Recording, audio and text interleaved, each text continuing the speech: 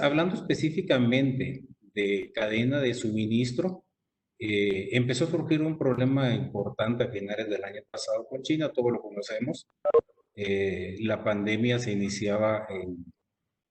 COVID se iniciaba en China y como experto en la parte de cadena de suministro y logística, era muy sencillo entender que iba a ser cosa de meses antes de que esto a nivel global. Y efectivamente sucedió quizás más rápido de lo que había pensado.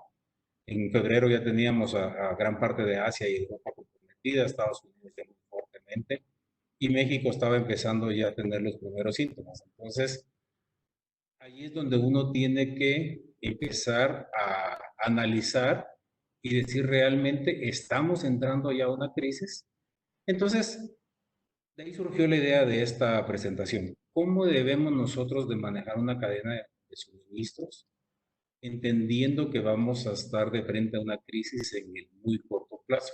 Entonces, para que todos estemos en la misma página, yo quise poner acá una definición muy simple de lo que es cadena de suministros y básicamente son todos los pasos necesarios para la preparación y distribución de un producto para realizar su venta. Ustedes pueden ver en la imagen cuando uno tiene clientes o está en cadena de suministros, pues empieza desde que uno coloca una orden para una fábrica que lo produzca o un proveedor que le vende el producto hasta que finalmente uno logra entregarlo al cliente y termina con incluso servicios de postventa investigando si realmente se cumplió o no con las expectativas del cliente. Entonces, en cadena de suministro nosotros vamos a tener áreas muy particulares y muy específicas que vamos a ir hablando sobre la charla, que es cómo planificamos la demanda, en otras palabras, cómo entendemos lo que el mercado nos está diciendo que nos va a comprar en el corto, mediano y largo plazo. Con base a esa demanda que nosotros estamos interpretando, empezamos a planificar ese suministro con el que vamos a atender la demanda. Y en muchas ocasiones vamos a tener que estar inmersos en procesos productivos. Tenemos un área de compras también que nos va a dar el soporte para comprar muchos servicios anexos que tienen que ver tanto con una planta, si estamos en un proceso productivo, si estamos en una empresa comercializadora, todo lo que tiene que ver con almacenes, transportes, etcétera. La administración misma también necesita de compras y también tenemos que involucrar la logística física y para las empresas que se dedican a la importación y exportación, también tener un buen manejo del comercio exterior, porque es algo que tiene mucho impacto para el buen desempeño de nuestro negocio, ¿no? Y finalmente el servicio al cliente, la cara que nuestra empresa tiene más allá del área de ventas. El área de ventas está en el campo consiguiendo los negocios, pero dentro de la empresa hay un área que se dedica a poner la cara, aceptar las órdenes de los clientes y de esta forma poder cerrar un ciclo con dichos clientes, ¿no? Entonces, la primera pregunta que uno debería de hacerse en estos momentos es, ¿qué es una crisis económica? Y es algo muy fácil de definir. Crisis económica es un periodo en el cual una economía afronta dificultades durante un tiempo prolongado y se produce un decrecimiento considerable de la economía, frenando la expansión y creación de riquezas de un país o región. Si nosotros ya pensamos un poquito y nos hacemos la pregunta, ¿tenemos realmente una crisis económica? Porque todavía hasta marzo muchos negocios estaban hablando en México del buen primer trimestre con el que habían cerrado. Entonces a veces es difícil comprender realmente si nosotros estamos o no afrontando una crisis económica. Entonces yo creo que lo que uno debe hacer es ver los hechos, qué está alrededor de uno. Entonces, si nosotros empezamos a ver algunas personas, algunas empresas o entidades que se dedican a investigar la economía, yo no soy economista, por eso no estoy apoyando con empresas que sí lo hacen, como Forbes de México, donde está anunciando que la economía mexicana puede llegar a caer hasta un 7% en este año. Considerando que en el primer trimestre tuvimos un trimestre relativamente bueno comparado con el año pasado, significa que en los siguientes 9 meses la caída va a ser muy fuerte. Se están hablando de pérdidas de casi 700,000 empleos a la fecha, al cierre de abril, es cuando se estaban viendo estas estadísticas. Vemos también otro periódico que habla del Financiero, Dice, empeora pronóstico para la economía mexicana. Analistas prevén contracción de 8.16% en el 2020. O sea, los especialistas en economía ya están viendo una crisis económica. Si ustedes analizan este cuadro, veamos qué está pasando a nivel del mundo en el 2020. Vean el Producto Mundial, se está hablando de que va a crecer un -3% en este año. Ese es un estimado que nosotros obtenemos del Fondo Monetario Internacional. Si hablamos de un socio comercial muy importante como Estados Unidos, está hablando de crecer casi un 6%, quizás más ahora con la crisis política que se está embarcando. Tenemos la zona de euro, que también es otro socio muy importante de México, que está decreciendo 7,5%. Canadá, otro socio comercial muy importante, 6,2% el pronóstico. América Latina, 5,2%. Y si vemos México, muy parecido a las noticias que veíamos en los otros anuncios que estábamos viendo. Entonces, sí, cuando uno ve esta información, está claro que tiene un tema económico que le va a tocar que enfrentar en el corto y probablemente mediano plazo. Entonces, la pregunta que uno tiene que hacerse después es, ¿tenemos una crisis en la cadena de suministro? Y bueno, veamos un poquito qué nos dice el mercado que está pasando en la cadena de suministros. Ustedes pueden observar acá, esta es una noticia de una revista que se llama T21, que habla sobre cuáles son los saldos negativos que están teniendo los puertos en movimientos de contenedores, donde habla ahí de que contenedores ha caído un 7% al, al cierre de abril y un 23,3% todo lo que tiene que ver con el trasiego de vehículos. Y claro, teníamos paradas las plantas productoras de vehículos. Si vemos otras noticias, habla acá, por ejemplo, del autotransporte. Si pensamos que el autotransporte el año pasado representó el 3,2% del PIB nacional, y que se estima que durante la pandemia el 36% de los vehículos que proporcionan servicios estuvieron pagados, eso nos da a entender que tenemos también un tema de decrecimiento económico latente en la cadena de suministros. Si lo vemos a nivel de comercio exterior, aquí hay una noticia donde dice que México, su comercio exterior, se desplomó 41% desde marzo al cierre de abril, ¿no? Y claro, teníamos ya la cuarentena en vigencia en nuestro país. Y luego veamos qué se piensa a nivel mundial. La OMC dice que el 2020 tendrá una disminución dramática en el trasiego de mercaderías y que eso puede ser empeorado por los conflictos comerciales que hay entre Estados Unidos y China, que claro, al ser dos economías de las más poderosas ahora en el mundo, van a tener una implicación a través del comercio internacional. Para darles un ejemplo, ya tenemos un desbalance en manejo de contenedores entre Estados Unidos y China. Primero se inició con que China no estaba realmente movilizándose porque también entró en su cuarentena. Luego entró Estados Unidos, entonces los contenedores vacíos, que de por sí regresaban en una buena proporción, vacíos hacia China para mover mercaderías hacia este continente. Ahora tenemos ese tema empeorado. Tenemos buques constantemente saliendo de Estados Unidos con contenedores vacíos hacia China para tratar de equilibrar un poco el desbalanceo de equipos vacíos entre esos dos mercados. Nosotros también en México tenemos un desbalance entre los movimientos que existen entre Estados Unidos y México, porque no estamos teniendo la misma reciprocidad de cantidad de comercio entre ambos países. Entonces, estos desbalanceos empiezan a generar una complicación cada vez más importante en la cadena de suministros.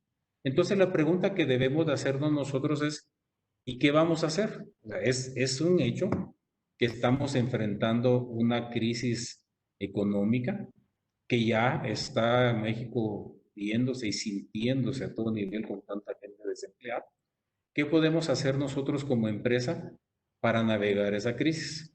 Entonces hay dos áreas muy importantes en una empresa que ayudan a establecer cuál es la rentabilidad eh, en una primera instancia. La primera, claro, está cuánto nosotros vamos a vender. Está claro que probablemente, y dependiendo de en qué negocio estemos, las ventas seguramente se van a desplomar. Hay negocios, algunos que tienen incluso la necesidad de haber cerrado, porque prácticamente estaban inmovilizados. Otros no, otros que estaban relacionados con la industria de la medicina, todos los productos que tuvieron que ver con la pandemia tuvieron un crecimiento muy grande, pero en general la mayoría de los negocios están sufriendo de una demanda contraída y eso obviamente no va a ayudar a que la rentabilidad de la compañía permanezca como estábamos acostumbrados hasta el mes de marzo. Hay otra parte de la compañía que tiene que ver con el costo de los productos y ahí es donde la cadena de suministro eh, tiene que ver. La cadena de suministro tiene un impacto muy grande en la definición del margen bruto de la compañía. Es decir, lo que nosotros vendemos menos lo que nos cuesta el producto, nos da un margen bruto y ahí la cadena de suministro es relevante en los impactos que genera. También impactan los gastos administrativos a través del transporte, a través de los almacenamientos. Entonces, tenemos un rubro dentro de la compañía que nos puede ayudar, uno, a ser más competitivos, siendo más eficientes y llegando más fácilmente a nuestros clientes, y el otro, siendo más efectivo a través de manejar costos mejores. Entonces, ¿cómo podemos manejar o apoyar desde la cadena de suministro a nuestra compañía o a las compañías donde cada quien trabaje? Pues vamos a ir entendiendo qué es lo que debemos de transformar lo más pronto posible en esta crisis. Lo debemos de hacer con un sentido de urgencia. Una de las cosas importantes es el tiempo de respuesta, porque ya nuestro consumidor se está acostumbrando cada vez más a que el producto es bueno o malo, incluyendo la rapidez con la que me lo entregaron. Eso ya es una variable que determina que mi cliente me vuelva a comprar o no me vuelva a comprar. Luego tener una visibilidad de toda la cadena, porque la mayoría de los que están en la reunión quizás compraron ahora para el hot sale y estoy seguro que compraron y se están metiendo a ver en dónde está su producto. Si va a llegar en 2 días, si va a llegar en 3 semanas, si va a llegar en un mes. Y eso solo se puede lograr mostrar al cliente si tenemos una visibilidad de toda la cadena de suministro. Flexibilidad del suministro también se está volviendo muy importante. ¿Por qué? Porque tenemos mucha parte productiva aún en nuestro país y en otros países también. Entonces, el tener la capacidad de flexibilizar el suministro nos va a ayudar a nosotros a vender más. Para darles un ejemplo, en el mes de abril, nosotros de lo que vendimos en abril, cerca del 22% era producto no planificado para la venta. Es decir, se encontraron oportunidades, encontramos cómo suministrarlas dentro del mismo abril y lo logramos vender. Entonces, abril para nosotros no fue un mes tan malo como se escuchaba en el mercado. No fue como era lo que teníamos hasta marzo, pero no fue tan dramático como lo que habíamos tenido en el pasado. Entonces, nos tocó en el mes de mayo repetir esa situación, salir a buscar a otros países, a Estados Unidos, por ejemplo, donde podíamos conseguir un producto que le seguía interesando al mercado y que sumaba a nuestra venta regular de cada mes. Y nuevamente en mayo vendimos casi un 18% de lo que vendimos a través de suministros conseguidos de esa forma. Quizás en una condición normal ni siquiera hubiéramos pensado en buscar ese tipo de negocio. Pues ahí es donde la flexibilidad del suministro tiene que ver. Otra variable es el costo. La competitividad va a ser cada vez más alta. El tipo de cambio golpeó fuertemente los costos. Tenemos un respiro ahora porque está bajando, pero quién sabe cuánto tiempo va a durar el tipo de cambio bajando. Va a volver a subir, no lo sabemos. Tenemos que enfocarnos en la parte de costos. Sí, claro, el servicio al cliente es muy importante para poder tener ventas repetitivas y obviamente poder vender más hacia los clientes. Y ahí incluyo el área de ventas. Entonces, el mensaje que estamos buscando con todas las variables que están arriba es proteger la caja de tu negocio, porque cuántas empresas hoy están en incapacidad de pagar salarios, en incapacidad de pagar a sus proveedores, simplemente porque quizás antes no eran muy disciplinadas en el manejo de la caja. Hoy, en una crisis, la caja es la sangre del negocio. Tenemos que cuidarla. Entonces, esas son las variables que nosotros debemos de transformar con mucha urgencia. ¿Cómo vamos a transformar esta cadena de suministro? Porque una cosa es lo que tenemos que transformar, pero ¿cómo lo vamos a hacer? Uno es cambiando los paradigmas vigentes.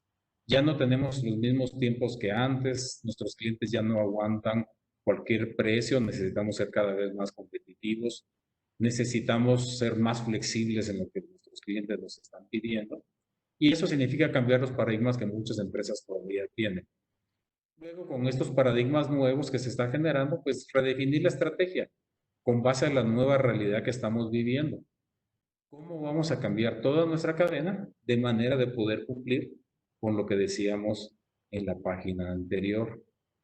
Identificar quick wins. Eso significa básicamente cómo yo logro accionar en mi empresa estrategias o tácticas que me permitan tener victorias inmediatas, como negociar un plazo de crédito, como negociar un negocio que no es usual para mí, porque eso son inyecciones que le estamos dando a nuestra empresa. Luego, tener a todo el equipo remando en un solo ritmo. ¿Cómo se logra eso? Pues con comunicación. Para comentarles algo, en nuestra empresa nosotros nos reunimos el liderazgo diariamente, hacemos reuniones semanales con todas las partes administrativas y hacemos reuniones operativas con todas las partes operativas también, para que todos sepan hacia dónde es que estamos remando. Entonces, ¿dónde vamos a transformar esta cadena de suministros? Una es en la planeación de la demanda, entender realmente hacia dónde cambió el mercado, desde dónde lo voy a suministrar, cómo voy a negociar probablemente con esos nuevos proveedores, cómo voy a transformar mi logística física para atender quizás en menor tiempo o en menor cantidad, y cómo mi servicio al cliente va a estar atento de esas necesidades para poderlo atender. Entonces, ¿cuál es la disyuntiva que vamos a tener que manejar? ¿Continúo siendo la misma empresa que he sido hasta hoy o me embarco en un cambio? En un cambio que me permita navegar este mar turbulento que estamos viviendo, pero que sabemos que si remamos el tiempo suficiente llegaremos de nuevo a aguas calmas. Entonces, hablemos un poquito de la planeación de la demanda. ¿Qué vamos a tener que hacer en esta planeación de la demanda? Principalmente trabajar colaborativamente con clientes. ¿Por qué? Porque si trabajamos colaborativamente con clientes, nosotros vamos a poder tener una certeza más grande de lo que es el estimado de la demanda. Si nosotros tenemos una certeza más grande de esos estimados, nos va a permitir tener los inventarios correctos para atender a esa demanda que va a venir. Si no, como le pasan a muchas compañías, tienen inventarios grandes que están con bajo movimiento y aparecen los negocios y no pueden vender porque no tienen el capital de trabajo suficiente como para salir a construir un inventario más grande del que ya tienen.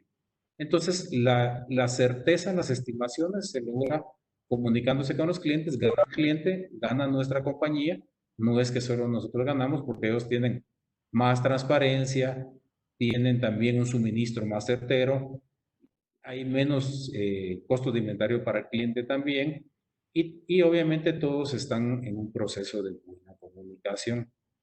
Tenemos que darle también un enfoque especial a los productos de alto valor agregado.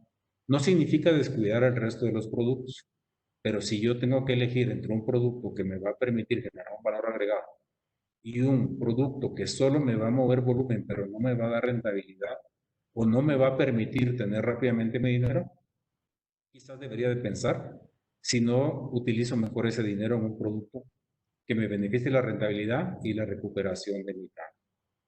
Hay que manejar los riesgos. Tenemos muchos riesgos porque la demanda es variable.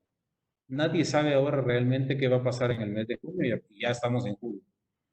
Tenemos que aprender a navegar con todas esas variables cambiantes e irnos adaptando. Y por eso es tan importante los procesos de comunicación con nuestros clientes. Tenemos que reducir el tiempo en la estimación. Antes acostumbraba, si yo te mando una estimación de lo que vamos a vender una vez al mes, hoy ya no es momento para avisar una vez al mes a la compañía lo que queremos que va a vender. Tenemos que hacerlo semanal, hacerlo diariamente. Si notamos un cambio importante, hacer de inmediato el anuncio de ese cambio. ¿Por qué? Porque eso le permite al bote cambiar el rumbo. Porque al navegar en una tormenta, todo está remando en una dirección, pero si hay alguien que le dice, no, vamos en la dirección equivocada, de inmediato se ajusta, ¿no? Entonces, ¿qué debemos de buscar en la parte de planeación de la demanda? Una excelente visibilidad del mercado, ya que la información correcta nos va a proporcionar poder para tomar las decisiones correctas también. Si pensamos desde el punto de vista de suministro, una de las sugerencias que yo les daría es reevaluar el porcentaje de suministros que tenemos para la atención de órdenes en firme versus el suministro para hacer inventarios. Cuando todo está tranquilo, es muy común que las compañías tengan inventarios y algunas tienen inventarios grandes, por si acaso aparece una orden. Dado que estamos en una situación en donde el capital de trabajo es crítico para la supervivencia de la mayoría de las compañías y la caja, por consiguiente, necesita estar positivo para poder tomar decisiones correctas, el tener una mayor porción de órdenes que se atienden a través de justo a tiempo nos va a permitir tener una mejor caja y un inventario más certero. Vamos a llegar quizás en el momento en que volvamos a hacer para tener grandes inventarios, por si acaso, pero en este momento de gran incertidumbre es importante esforzarnos en tratar de conseguir órdenes y sobre esas órdenes hacer los requerimientos de suministro. ¿Cómo lo logramos? A través de una buena comunicación, como la que yo les decía de los últimos 2 meses en el caso de mi compañía, en donde casi una quinta parte de las ventas se lograron a través de esto que yo les estoy proponiendo. Son productos que nunca entraron al inventario, se fueron directamente hacia los clientes y sí generaron ventas, sí generaron la rentabilidad y claro, cuando lo cobremos van a generar la caja que nosotros necesitamos también. Tener una mayor frecuencia en la comunicación, flexibilidad de suministro y enfocarnos en suministrar principalmente lo que sí de veras. Luego tenemos compras. ¿En qué nos puede ayudar el área de compras? Claro, negociando precios. Con eso vamos a mejorar la rentabilidad. Conseguir algún descuento por un tema financiero. Si yo tengo caja suficiente, puedo negociar. Mira, dame un poco más pero dame un descuento. Eso nos lo permite tener un flujo de caja positivo, conseguir mejores precios. Lograr que nos lo hagan más rápido la entrega. No, ¿sabes qué? No me lo entregues de aquella fuente que se tarda 6 semanas en llegar, entrégamelo de esto que se tarda 3. Porque yo así ya gané 3 semanas para poder colocar ese producto. Es momento de pedir a las empresas, dame un poco más de días de crédito. ¿Por qué? Porque yo trabajo con mi capital de trabajo de tal manera que mi flujo de caja esté lo máximo positivo para poder tomar decisiones estratégicas en el manejo de mi negocio. Obviamente tengo que negociar la tasa de servicio o fill rate de las órdenes que estoy colocando. No me sirve un proveedor al que yo le pido 100 y me entrega 70, porque entonces yo ya estoy perdiendo el 30%, sobre todo si son para ventas que ya tenía realizadas. Perdí la ganancia de ese 30%. Entonces debemos de negociar fuertemente las tasas de servicio, quizás hasta negociar penalizaciones por falla de suministro, porque la compañía está perdiendo. Entonces las condiciones deben de negociarse acorde a las necesidades de cada empresa. Cada empresa es distinta, por lo que algunas empresas quizás tengan el flujo para negociar precios, otras quizás le apuestan a conseguir más días de crédito, otras a reducir los suministros o algunas que tengan muy maduros sus procesos van a apostarle a la mayoría de estas para poder obtener el máximo beneficio. Pero lo que no podemos perder de vista es que tenemos que tener un estilo de negociación ganar-ganar, porque al final son proveedores que vamos a tener necesidad hoy, en el mediano y en el largo plazo. Entonces tenemos que asegurar ese largo plazo a través de un ganar-ganar. Ok, yo te estoy pidiendo un mejor precio, te doy más volumen. Te estoy pidiendo más días de crédito, te doy otro beneficio. De esa forma, él va a seguir interesado en negociar con nosotros. Perdón. Entonces, cuando pasamos a la parte de logística y comercio exterior, ¿qué debemos de cambiar? Obviamente reducir tiempos de entrega. Ustedes preguntarán, pero ¿qué no era lo que estábamos hablando de compras? No, porque resulta que los tiempos de entrega están cambiando. Al haber menos volúmenes, hay menos transporte.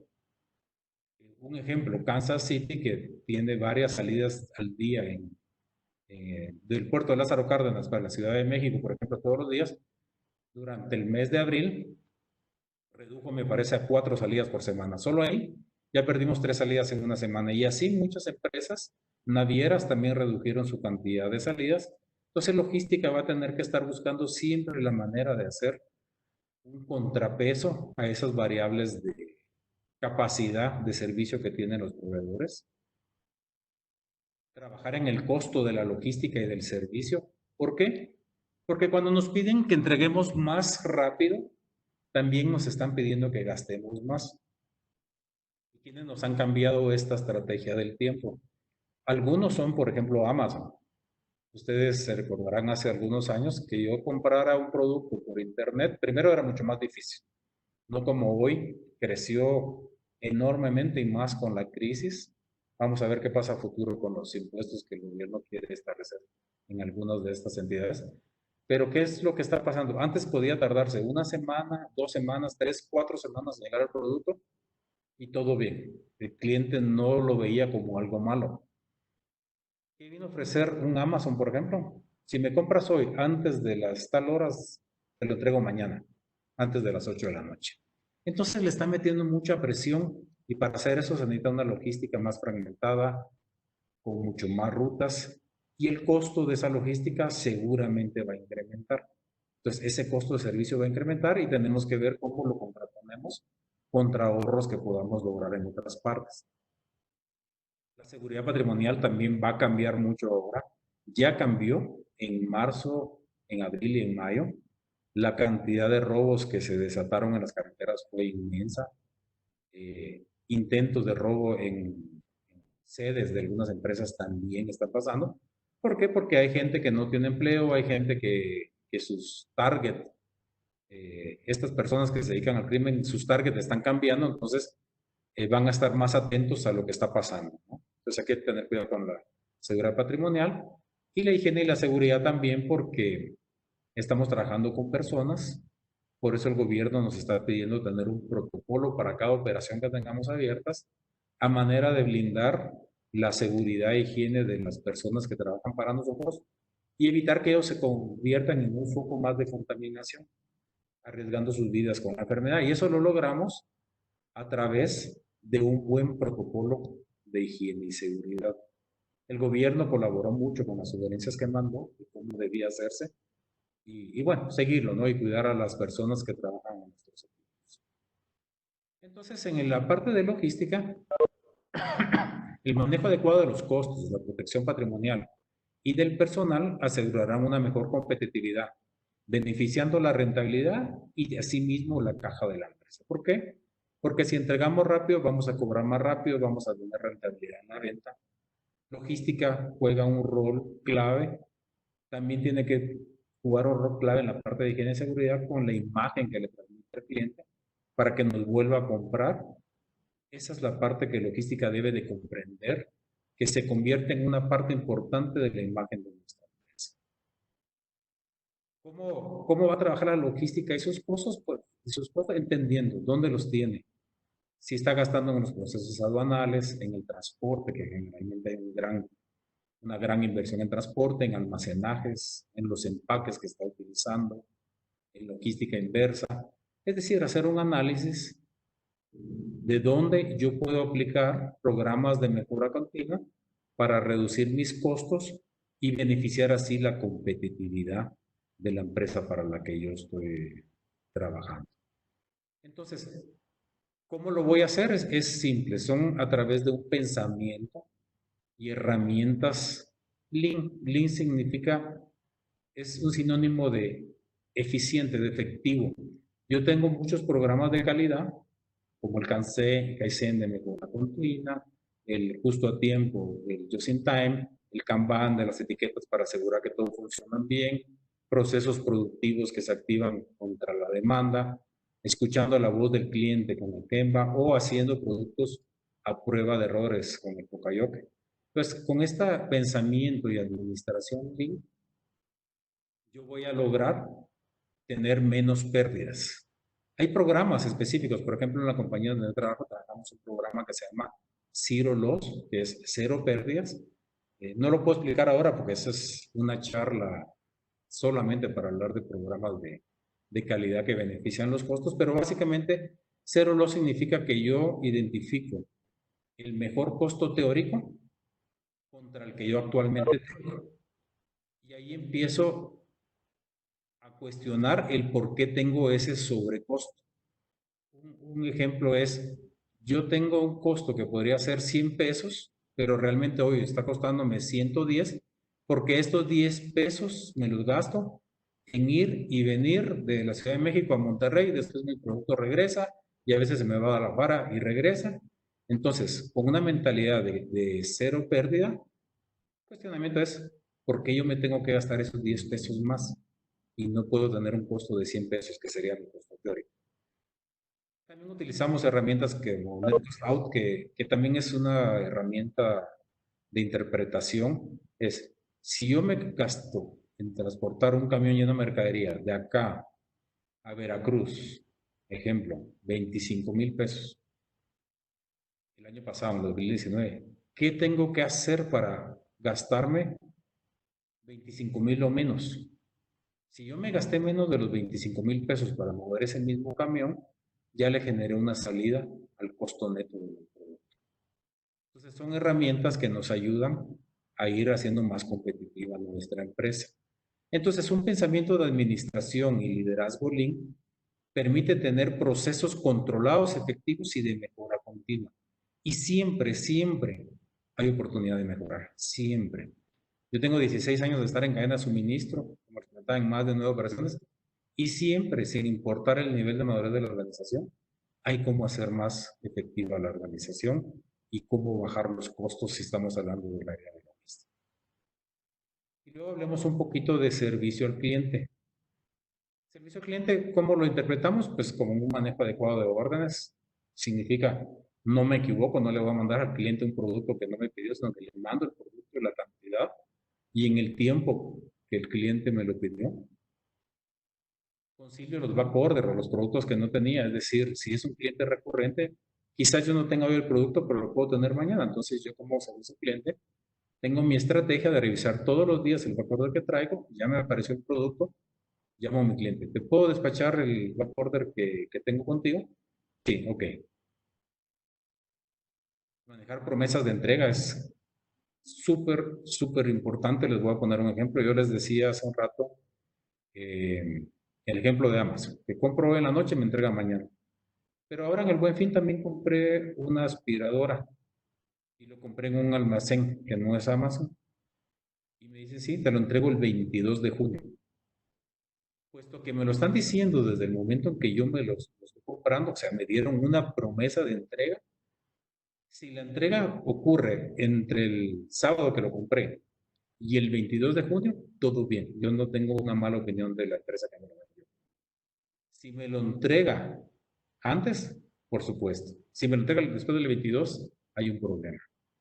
Entonces, Customer Service debe de dar seguimiento a ese cumplimiento para poder realmente dar soporte a la estrategia que se planteó en la compañía para poder lograr todas esas ventas.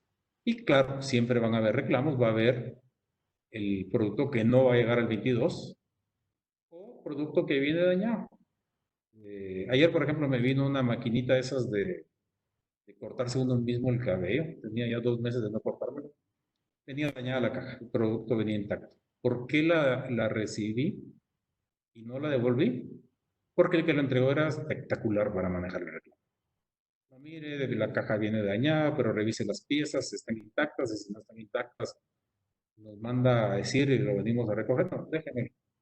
Y un manejo de reclamo muy eficiente que tuvo la persona, ¿no? Entonces, ¿qué es lo que servicio al cliente y ventas debe de buscar? ¿O qué es lo que debemos de lograr? Que el valor percibido, porque el valor que se le da a un producto o servicio es una percepción. El mismo producto o servicio puede ser percibido bueno o malo simplemente porque son dos personas distintas. Y es diferente al valor real. El valor real es 2 más 2 es 4. Pero ¿cuál es el reto que tenemos como empresa? Lograr que mi valor percibido sea igual o mayor que mi valor real. Ahí es donde mi empresa empieza a generar una diferenciación.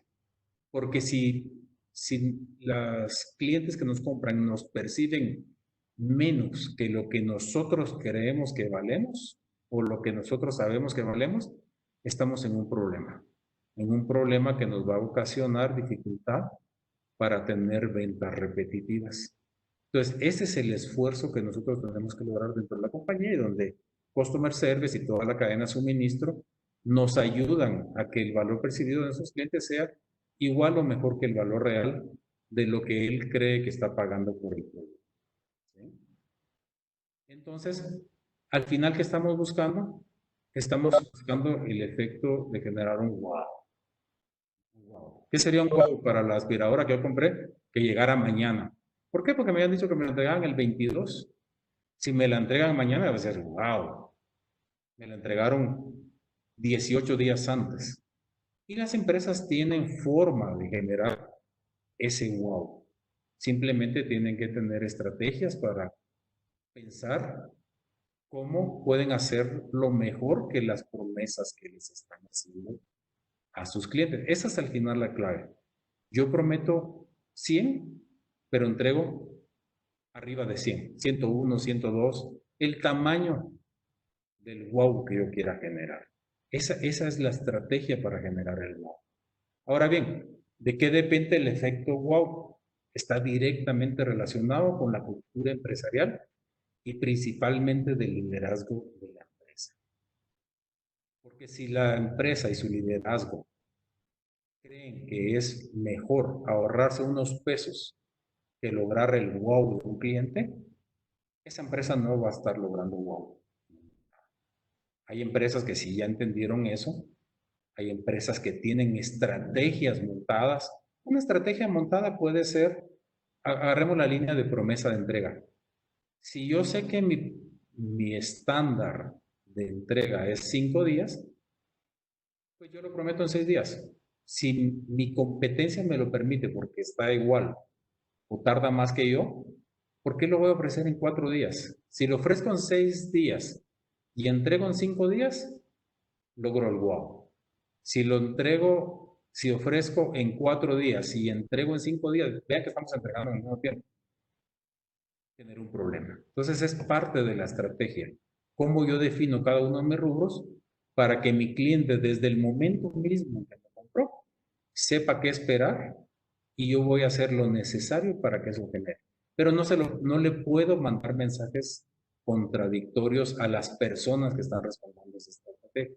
Si la estrategia es, si el producto llega malo, tenemos que tener una estrategia de recuperación de un día, tiene que ser de un día. ¿Por qué? Porque también en los reclamos es donde se logran los clientes más leales. Un cliente se enoja mucho, sí, cuando hay un problema, pero si tiene un buen manejo de reclamo, hasta empieza a recomendar a nuestra producto, como el hecho que yo les estoy diciendo del buen persona de entrega que tenía Amazon ayer que me entregó mi maquinita para comprar el café, ¿no? Entonces, eso es, pero está íntimamente relacionado con lo que el liderazgo le está pidiendo a su gente que haga. Entonces, ¿cuáles son las conclusiones que yo puedo llegar de cómo la cadena de suministro puede dar soporte a la estrategia de una compañía para ser más competitiva, lograr el máximo de rentabilidad posible y a la vez el mejor costo posible?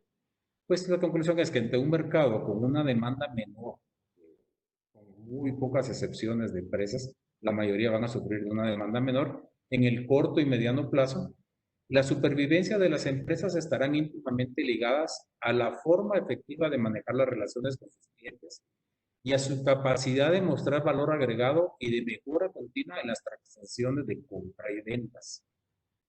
Y así, también está claro que estamos viviendo una época en la que el manejo del efectivo de la caja será el rey del juego, porque solo las empresas que sepan manejar su capital de trabajo y asegurar flujos de efectivo positivos, van a poder tomar las decisiones de negociaciones en tiempos y todo en forma correcta.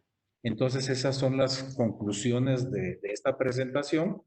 Anaís, paso la palabra a ti por si surgieron algunas preguntas conforme iba hablando.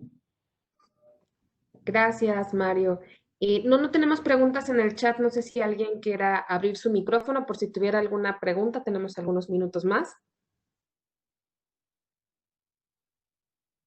Tenemos aquí los datos de contacto del maestro Mario Santa Cruz. Bueno. Sí, adelante, gracias. Adelante. Hola, buenas tardes.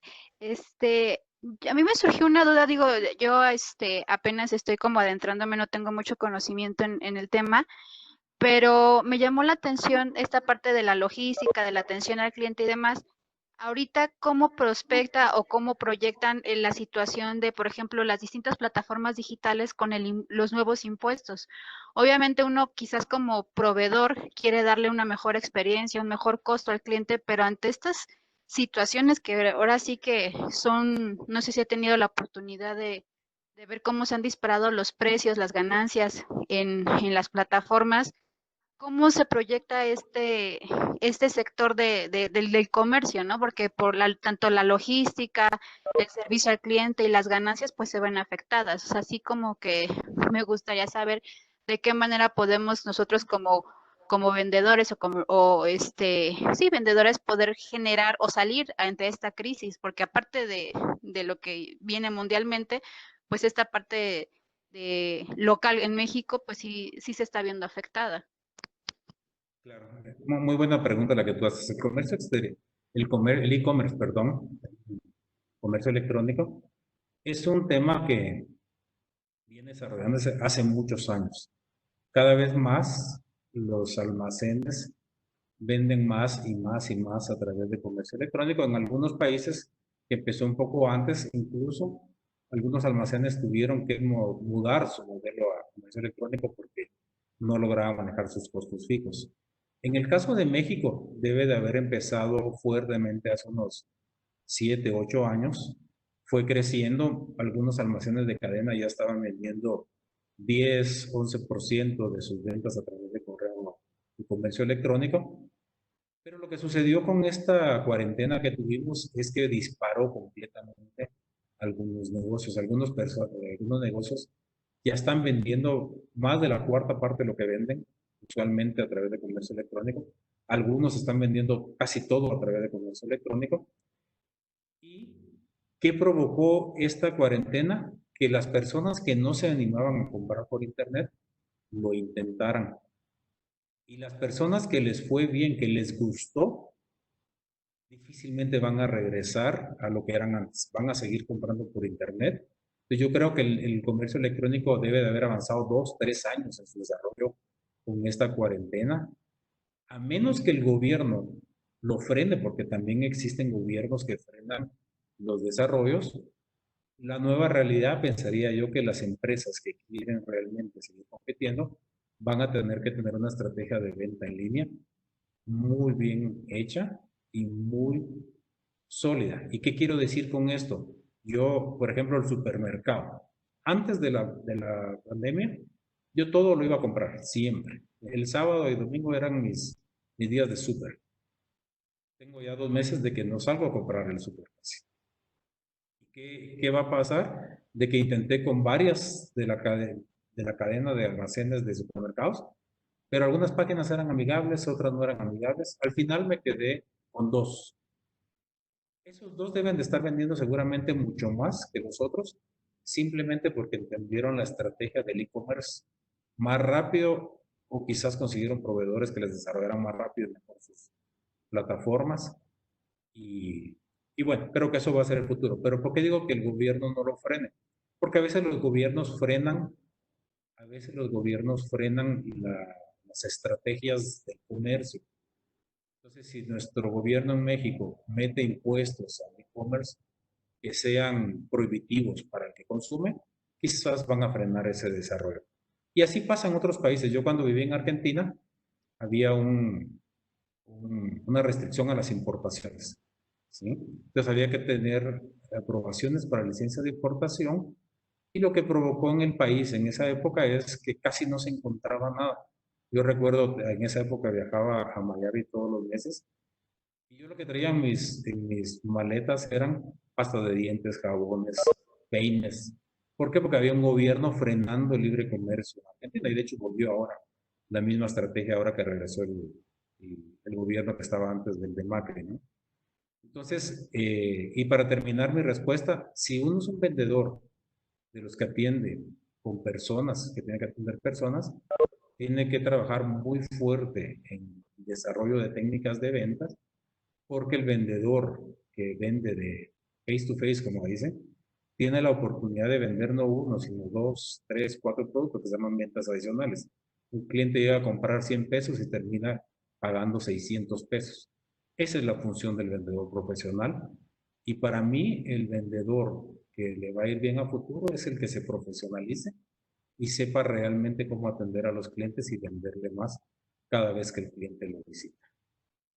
Espero haber respondido tu pregunta.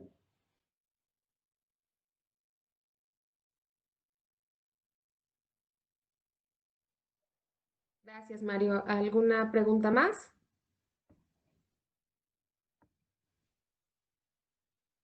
¿No? Bueno, no habiendo más preguntas, Mario, a nombre de la Red de Universidades Anáhuac y de sus áreas de emprendimiento, hacemos la entrega virtual de este reconocimiento por tu participación y pues muchas gracias, ¿no? Por compartir esta tarde. Les recordamos a todos que a continuación los tenemos miércoles y jueves todavía más contenido que compartir. El día de mañana en el track 3 de reconversión digital y mentalidad emprendedora ante la crisis. Gracias a todos. Que tengan linda tarde. Muchas gracias, maestro. Muchas gracias a todos y feliz tarde.